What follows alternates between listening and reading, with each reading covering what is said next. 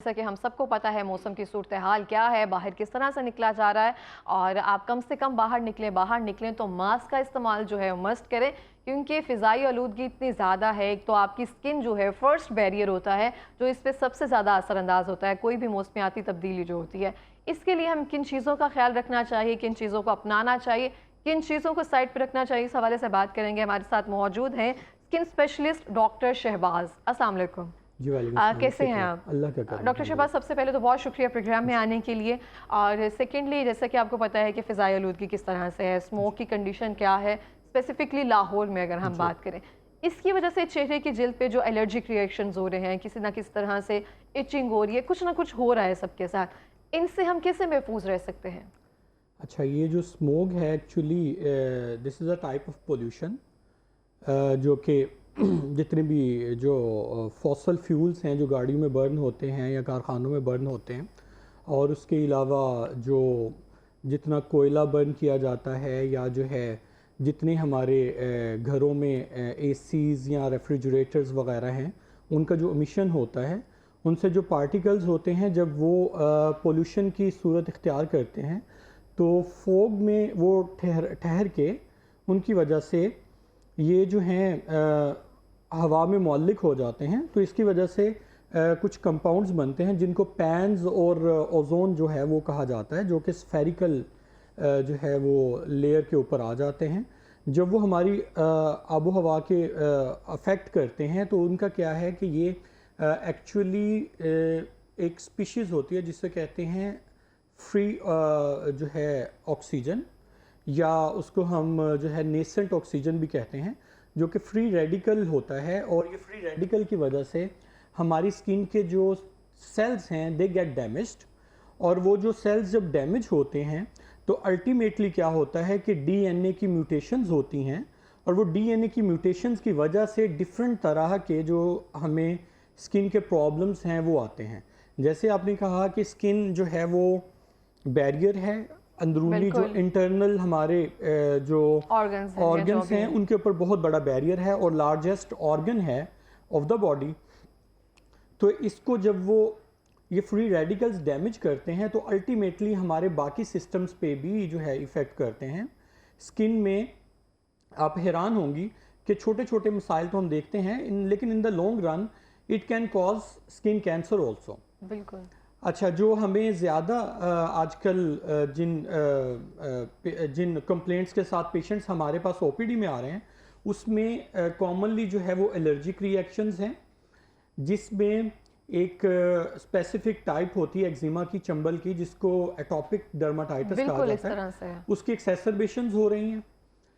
Actually होता क्या है, इसको कहते हैं airborne contact dermatitis. Air की वजह से उसमें जो एलर्जेंस हैं, जो पोल्यूटेंट्स हैं, वो हमारी बॉडी में आके एंट्रैप हो जाते हैं, वो हमारी बॉडी पे आके दे सेटल देयर, और उनके वहाँ पे होने की वजह से हमें डिफरेंट तरह के जो है वो नुकसानात होते हैं। मिसाल के तौर पे हमारी स्किन पे पोर्स हैं, हेयर फॉलिकल का जो ओपनिंग है वहाँ पे आके जब ये जो है वो ठहरते हैं तो वहाँ से इनकी स्किन में भी एब्जॉर्प्शन होती है और ब्लड में भी एब्जॉर्प्शन होती है। तो it is going to affect your skin as well as internal organs also. बिल्कुल। तो जब ये स्किन पे आएंगे तो इरिटेंट्स के तौर पे काम करेंगे और एलर्जिक रिएक्शंस करेंगे। इसकी वजह से आपको एक तो जो है अराउंड आइज इचिंग होगी, जो कि ultimately will lead to hyperpigmentation, जिनको हम डार्क सर्कल्स कहते हैं। और उसके अलावा जब ये पोर्स के अंदर जाएंगे या ये जो है आपके ब्लड के अंदर जाएंगे तो इस स्किन में एक दो कंपाउंड्स होते हैं जिनको कोलेजन और इलास्टिन कहा जाता है, ये उनको डैमेज करेंगे।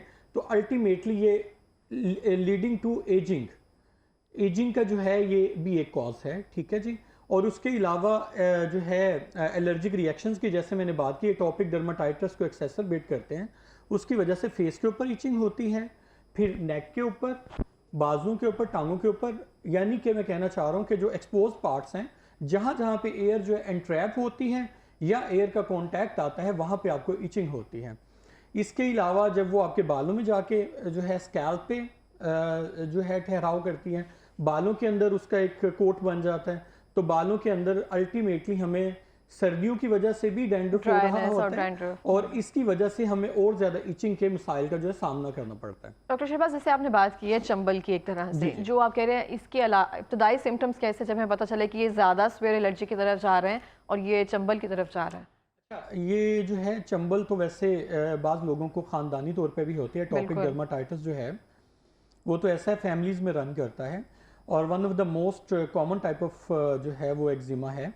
तो उसका जो सबसे कॉमनेस्ट सिम्टम या सबसे पहले हमें जैसे पता चलेगा, छोटे छोटे से बम्प से बढ़ना शुरू हो जाएंगे, इची हो जाएगी स्कैल्प और फेस, और उसके अलावा जो है खारिश कर करके एक्सकोरिएशन के मार्क्स होते हैं, यानी कि रगड़ने के मार्क्स होते हैं।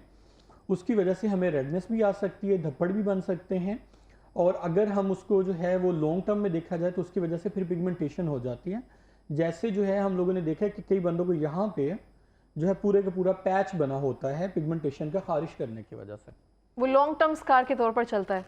वो लॉन्ग टर्म हाइपर पिगमेंटेशन के तौर पर चलता है। और उनका जब हाइपर पिगमेंटेशन होती है, एक्चुअली कोई भी जो हमारे यहाँ पे आके जो भी एलर्जन ठहरेगा तो हमारी स्किन ने खुद को प्रोटेक्ट करना है, और प्रोटेक्टिव मैकेनिज्म्स में एक मेलानिन की प्रोडक्शन भी है कि मेलानिन ने अपनी हमारी स्किन को बचाना है from the harmful effects of light as well as chemicals around अस।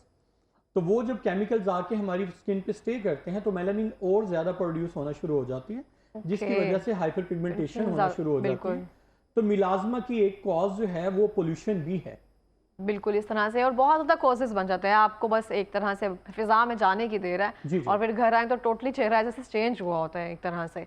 देखें ये जो है जब हम चलते हैं तो हवा ऑपोजिट साइड से आ गया, हम ऐसे चल रहे हैं तो वो हमारे फेस पे आके स्टक हो जाती हैं। जब वो स्टक होती हैं तो उसका जब कांटेक्ट आएगा तो उसकी वजह से एलर्जी होगी। अगर हम उसको जो है वो बार बार वुज़ू की सूरत में या बार बार वॉश करने की सूरत में हम फेस को वॉश नहीं करेंगे तो अल्टीमेटली वो एलर्जिक रिएक्शन बढ़ेगा, तो वो हम चेहरा जो है वो खूबसूरत लेके जाएंगे और जो है बुरा चेहरा। वो जैसे कहा ना आपने, पार्टिकल्स हैं हवा में तो हमारे पोर्स ओपन है, कुछ ना कुछ तो होता होगा जो आपकी स्किन पर रह जाता होगा, जिसकी वजह से एलर्जिक रिएक्शन जो है वो स्वेयर हो जाता होगा। अच्छा, अब अगर हम सर्दी की बात करें, खुश्क सर्दी, एक तरह से सर्दी आ भी रही है नहीं भी आ रही है, बीच में है हम उसके, तो अब जो स्किन जो है वो थोड़ी ड्राई पैची में भी हो रही है, कुछ समझ नहीं आ रहा, तो अब हम स्किन का ख्याल कैसे रखें कि नरिश भी रहे, मॉइस्चराइज भी रहे? सबसे पहले तो ये है कि अपने खाने पे तवज्जो देनी है, पानी ज़्यादा पीना है। अगर हम इनसाइड से हाइड्रेटेड रहेंगे तो हमारी स्किन जो है वो प्लम्प होगी, फॉर श्योर हमारी स्किन का जो है हाइड्रेशन लेवल बेहतर होगा। अगर हम जो है बाहर से अप्लाई करते रहें, पानी ना पिएं, तो अल्टीमेटली हम लोग जो हैं वो डिहाइड्रेटेड ही रहेंगे, जितनी मर्ज़ी आप कोशिश कर लें। इसके अलावा हम लोगों ने ड्राई फ्रूट्स भी ज़्यादा खाने हैं, हम लोगों ने जो है वो फ़िश भी ज़्यादा लेनी है चूँकि मौसम है उसका, तो उसके साथ भी वाटर का इंटेक ज़्यादा करना है। अगर ये चीज़ें हम लोग बहुत ज़्यादा खाएंगे तो अल्टीमेटली इसकी वजह से हमें स्किन एलर्जीज और बढ़ जाएंगी। बाहर से हमने जो है मॉइस्चराइज़र जो है वो अप्लाई करना है फेस पे, बाजुओं पे, टांगों पे, जो जो एरियाज़ मैंने कहा एक्सपोज पार्ट्स हैं, ख़ासतौर पे हाथ, पाँव और फेस। और उसके अलावा जो क्लींजर है वो हमारा बहुत जेंटल होना चाहिए। इसमें हम किसी किस्म का ऑयल कंट्रोल क्लींजर जो है उससे अवॉइड करें, क्योंकि अगर हमारे फेस पे ऑयल नहीं आ रहा, नेचुरल ऑयल ज़रूरी है। जी, नेचुरल ऑयल थोड़ा बहुत ज़रूरी है। तो अगर हम जो है ज़्यादा ऑयल कंट्रोल वो जो है क्लींजर यूज़ करेंगे तो वो और ज़्यादा ड्राई करेगा, जिसकी वजह से आपको और ज़्यादा इचिंग होगी और इन्वायरमेंट के जो इफ़ेक्ट्स हैं वो हमें ज़्यादा इफ़ेक्ट करेंगे। इसके अलावा जो स्कैल्प पे ड्राइनेस आ रही है उसके लिए कीटोकोनाजोल बेस्ड या सेलेनियम सल्फाइड बेस्ड जो शैम्पूज़ हैं, जैसे जो है ये सेल्सन ब्लू के नाम से आता है, या जो है कोनाज के नाम से या किटकोन के नाम से जो आता है, वो हमें सारी सर्दियाँ यूज़ करना है। अगर हम वो यूज़ नहीं करेंगे तो हमारी स्कैल्प की जो इचिंग है और उसके अलावा जो ड्राइनेस है वो हम कंट्रोल नहीं कर सकते। लेकिन ये मेडिसिन्स हैं तो ये you should have to apply for 2 to 5 minutes. उसको पहले स्टे करने दें स्कैल्प के ऊपर। मर्दों ने दाढ़ी के ऊपर भी करना है, चेस्ट के ऊपर भी करना है, बैक के ऊपर भी करना है, क्योंकि जहाँ जहाँ पे हेयर्स हैं वहाँ पे फंगल इन्फेक्शन आ सकता है। तो वहाँ पे 2 से 3 मिनट उसकी झाग रहने दें, फिर उसको धोएं। तो इस वजह से स्कैल्प की भी केयर करनी है, अपने फेस की भी केयर करनी है। और जब भी बाहर जाएं तो बेस्ट ये है, स्मोग हो या जो है वो ये जो है सर्दियाँ हों, विंटर्स हों, तो हमने क्या करना है, फेस मास्क का इस्तेमाल ज़रूर करना है। जैसे हर दफ़ा मैं कहता हूँ कि सन ब्लॉक जो है that is a good thing. लेकिन जो फिज़िकल ब्लॉकर्स हैं, जो कि कपड़ा है जो हमारे फेस पे इजीली जो है वो आ जाता है, वो सबसे अच्छा सन ब्लॉक है। हमें उसकी तरफ ज़्यादा तवज्जो देनी चाहिए। अगर आप आज जो है वो थिक लेयर उसकी सन ब्लॉक की लगा लेते हैं, मॉइस्चराइज़र की लगा लेते हैं, लेकिन अब बाहर उसमें जा रहे हैं, स्मोक में जा रहे हैं, डर्ट है, पोल्यूशन, डर्ट है, पोल्यूशन है, तो that is going to stay there for a longer period of time. तो वो अल्टीमेटली वो और ज़्यादा नुकसान करेगी। मॉइस्चराइज़र ज़रूर लगाएं, सन ब्लॉक ज़रूर लगाएं, लेकिन कोशिश करें कि चेहरे को जो है ढांप लें। सही हो गया। अच्छा, मैं आपसे पूछना चाहिए, जैसे हमने मॉइस्चराइज़र की तरह से बात की है, घर में जो बॉडी लोशन आते हैं वो बॉडी के लिए स्पेसिफिकली होते हैं, लेकिन हम उसका इस्तेमाल चेहरे पर भी करते हैं। लेकिन फिर सर्दियों के लीस्ट पे जाकर हमें पता चलता है कि हमारी स्किन थोड़ी सी टैन हो गई है, डल हो गई है, तो क्या ये हम फेस पर इस्तेमाल नहीं कर सकते? बॉडी लोशंस और जो फेस के लोशंस हैं, उनकी जो कॉन्स्टिट्यूएंट्स हैं वो थोड़े थोड़े से डिफरेंट हैं। तो इस वजह से चूँकि स्किन टाइप में थोड़ा सा फ़र्क आ जाता है कि ये जो स्किन है ये थोड़ी सी नरम होती है और बॉडी की स्किन थोड़ी सी हार्ड होती है, मोटी होती है। तो इस वजह से थोड़ा सा उनमें सेरामाइड्स का और थोड़ी उनके कॉन्स्टिट्यूएंट्स में फ़र्क होता है। तो आप वो बॉडी पे यूज़ के लिए बने हैं वो बॉडी पे यूज़ करें। फेस के लिए जो मॉइस्चराइजर्स बने हैं वो फेस के लिए यूज़ कर लें। बॉडी के लिए अगर कोई घरेलू चाहते हैं तो उसमें कोकोनट ऑयल बहुत अच्छा है, ओलिव ऑयल बहुत अच्छा है। फेस के लिए अगर चाहते हैं ग्लिसरीन और रोज़ वाटर को मिक्स करके लगा लें, दोनों को मिक्स करके लगा लें।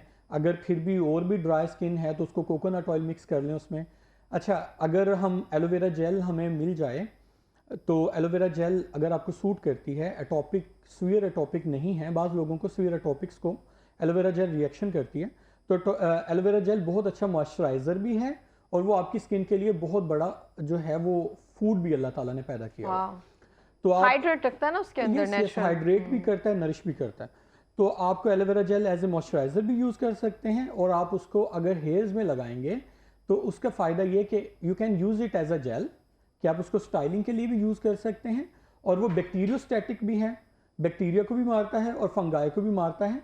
इस वजह से आपको स्कैल्प में जो डैंड्रफ का मसला है उससे वो भी नहीं होगा। ज़बरदस्त हो गया। मुझे ना ये बड़ी खुशी होती है कि जब कोई स्किन स्पेशलिस्ट जो होता है ना वो घरेलू टोटके नुस्खे या समथिंग जो एसेंशियल्स ऑयल वगैरह हैं वो इस्तेमाल के लिए कह रहे होते हैं। जैसे आपने ग्लिसरीन और रोज़ वाटर कहा कि एज एन मॉइस्चराइज़र यूज़ कर सकते हैं, नहीं तो हमारा एक स्पेसिफिक लो हो गया होता है कि मेडिकेटेड ही यूज़ करना है। लेकिन जब आप एसेंशियल चीज़ों की तरफ आते हैं ना तो ये बड़ी खुशी होती है कि अगर आप सही गाइड कर रहे होते हैं। जबकि असल में ये जो चीज़ें हैं ये सदियों से हमारे घरों में यूज़ हो रही हैं और जो है ये साइंटिफिकली प्रूवन है। इनके लिए कोई डॉक्टर होना या ना होना वो कोई जो है उस चीज़ के साथ लिंक नहीं है।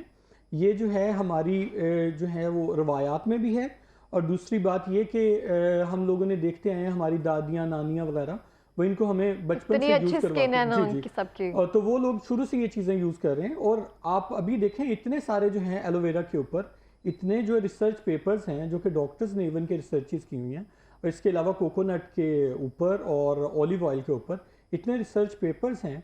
अगर हम उनको जो है वो पढ़ लें तो हमें वाकई इनके बेनिफिट जो हैं वो पता चल जाएं और हम लोग जितने ये सोफिस्टिकेटेड या जो है जो सो कॉल्ड मॉइस्चराइजर्स हैं अगर हम उनको इनसे कंपेयर करें तो ये जो है उनसे फॉर बेटर है। बिल्कुल इस तरह से हैं। अगर आप इसमें मिकदार देखें, अगर हम आलमंड ऑयल या कोकोनट ऑयल अपने फेस पर लगा रहे हैं तो इतनी हेल्दी हमारी स्किन हो जाती है एज़ कम्पेयर टू, और हम चाहते हैं कि कोई महंगा मॉइस्चराइज़र हो 10-12 हज़ार का तो मतलब कि वो ठीक है, हालांकि ऐसा नहीं होता। असल में वो फैशन बन गया।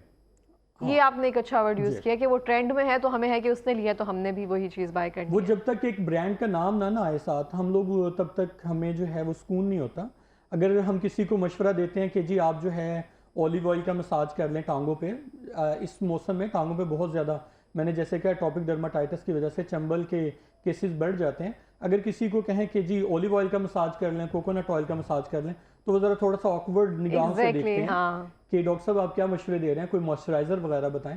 हालांकि वैसलीन बहुत अच्छा मॉइस्चराइज़र है, one of the best moisturisers. Coconut oil बहुत अच्छा मॉइस्चराइज़र है, लेकिन ना ही तो उसको जो है हमें वो ऐसे मशवरे अच्छे लगते हैं और ना ही हमें उसको अप्लाई करना होता अपने। बिल्कुल ऐसे हम कहेंगे डॉक्टर ने अच्छी चीज़ नहीं बताई है, आप सही वाला लिख कर दें तो हम उस चीज़ पर नहीं एग्री करते हैं और ये बहुत ज़रूरी है। अच्छा, अगर हम अब सन ब्लॉक की तरफ जाते हैं, आप देखते हैं कि बहुत ज़्यादा क्रीम्स जो मार्केट में मौजूद हैं उन्होंने मर्क्यूरी जिनमें होता है, जहाँ पे स्टेरॉइड होता है, उन क्रीम्स ने भी अपने सन ब्लॉक जो है ना वो लॉन्च करना शुरू कर दिया है। उसमें भी हम वाइटनिंग इफेक्ट दे रहे हैं और कह रहे हैं ये वाला सन ब्लॉक इस्तेमाल किया जाए। सन ब्लॉक इस्तेमाल करने का सही तरीका क्या है, और हम पाकिस्तान में SPF 30, 20, 100 कितना इस्तेमाल करना हमारी स्किन के लिए बेस्ट है, एशियन स्किन टाइप के लिए? मिनिमम जो है वो SPF 30 होना चाहिए। ओके। उससे ऊपर जितना हो जाएगा उसका बेनिफिट तो है, लेकिन कोई ज़रूरी नहीं है। कोई इसका 2-3% जो है ना सन प्रोटेक्शन फैक्टर जो है वो 30 अगर है तो उसकी 93% वो आपको प्रोटेक्शन देता है। अगर 50 है तो वो 95% देता है, और अगर SPF 60 है तो वो 98% देता है, और जो 100 है वो 98 पॉइंट समथिंग ऐसे। तो इस वजह से 30 मिनिमम होना चाहिए, उससे ऊपर जो भी होगा वो प्लस है। तो उसका जो यूजेज की आपने बात की, यूजेज उसका ये है, जो कि अगर ड्राई वेदर आ रहा है तो पहले तो आपने मॉइस्चराइज़र लगाना है। रात को हमने जो है वो कोई एंटीऑक्सीडेंट जैसे विटामिन C सीरम वगैरह लगाना है। सुबह के वक्त मॉइस्चराइज़र लगाना है। मॉइस्चराइज़र लगाने के बाद हम जो है सुबह के वक्त सन ब्लॉक अप्लाई करेंगे। ठीक है जी। ठीक है। अच्छा, अब अगर हम बात करें जैसे कि मॉइस्चराइज़र, इन सब चीज़ों की स्किन केयर के हवाले से बात करें, अब हमें है कि फ्लॉलेस और एक वर्ड यूज़ हो रहा है कोरियन स्किन केयर। जी जी। अब वो कितनी हद तक इफेक्टिव है? उसमें ज़्यादा अगर देखें राइस वाटर ज़्यादा है, या इन सब चीज़ों का इस्तेमाल, म्यूकिन जो है उसका इस्तेमाल किया गया है, वो कितनी हद तक हमारी स्किन के लिए बेहतर है? क्योंकि हम तो ट्रक की बत्ती के पीछे लग जाते हैं, जब सब इस्तेमाल कर रहे हैं फिर हम भी उसकी तरफ जाते हैं। हालांकि म्यूकिन एसेंस जो है वो मैंने बाकायदा खुद तौर पर इस्तेमाल करके देखा है।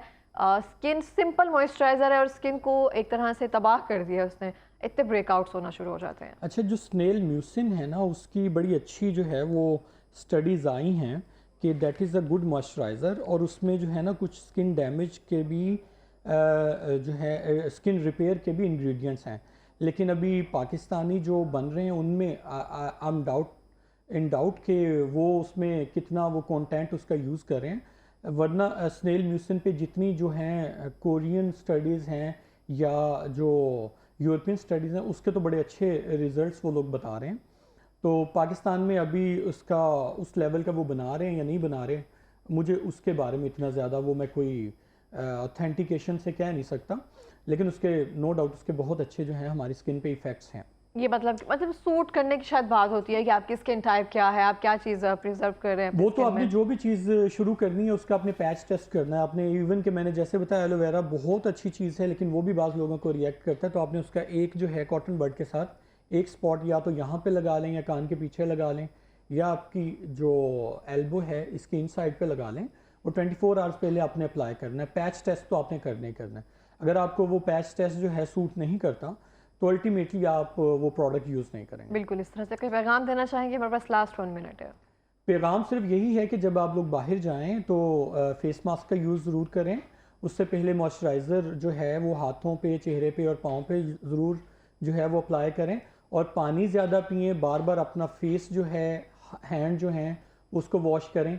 स्कैल्प को जो है कीटोकोनाजोल बेस्ड या जो है सेलेनियम सल्फाइड बेस्ड शैम्पू से उसको वॉश ज़रूर करें। बिल्कुल। इस तरह से बहुत शुक्रिया सर प्रोग्राम में आने के लिए, अपना एक्सपीरियंस देने के लिए।